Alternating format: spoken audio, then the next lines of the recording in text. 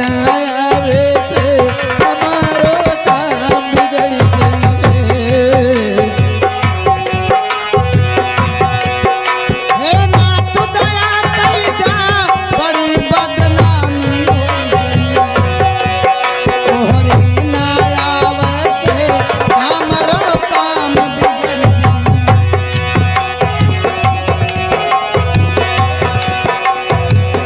मंचन पे आवा प्रभु जी, मंचन पे आवा प्रभु जी, विनती हमार बा, अर्जी हमार बा, जटवा से निकल अर्जी के हार बा।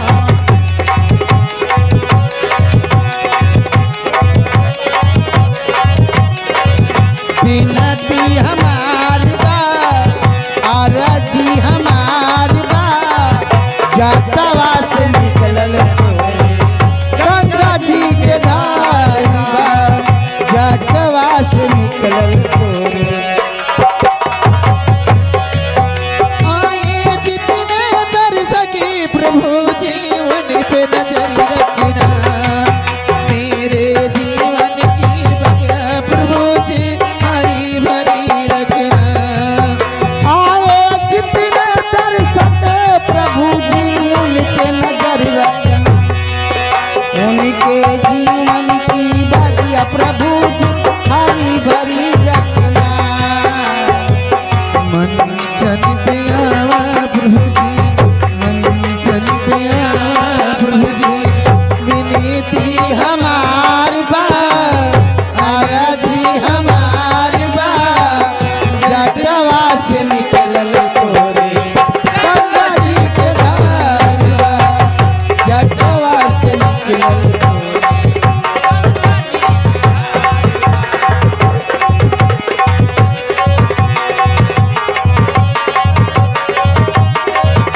आरजी हमार बा जटवा से निकलल तोरे गंगा जी के धार बा जटवा से निकलल तोरे। बलिदान दिया भस्म गऊ होय अभिमानी होई गवा, तुम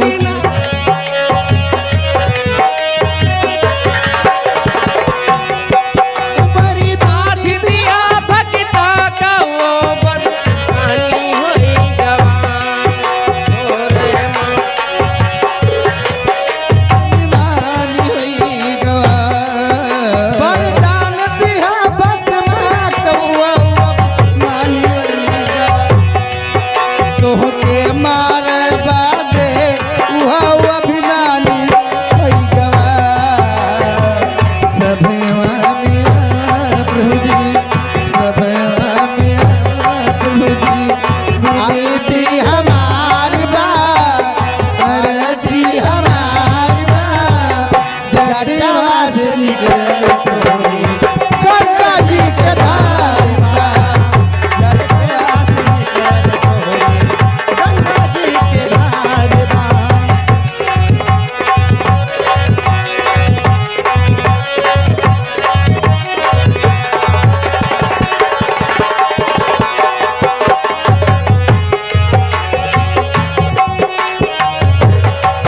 हे नाथ दया कई दा बड़ी बदनामी होई जइए, तोहरी ना आवे से हमारो काम बिगड़ जाइए।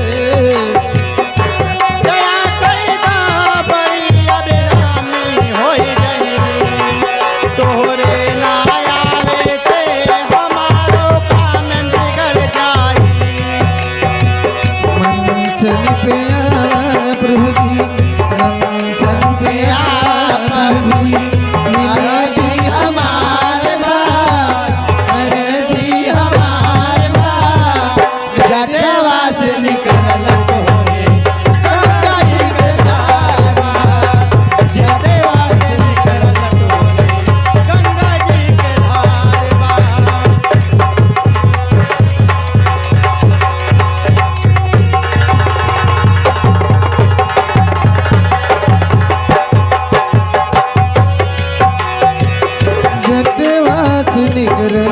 मोर गंगा जी के धार हो।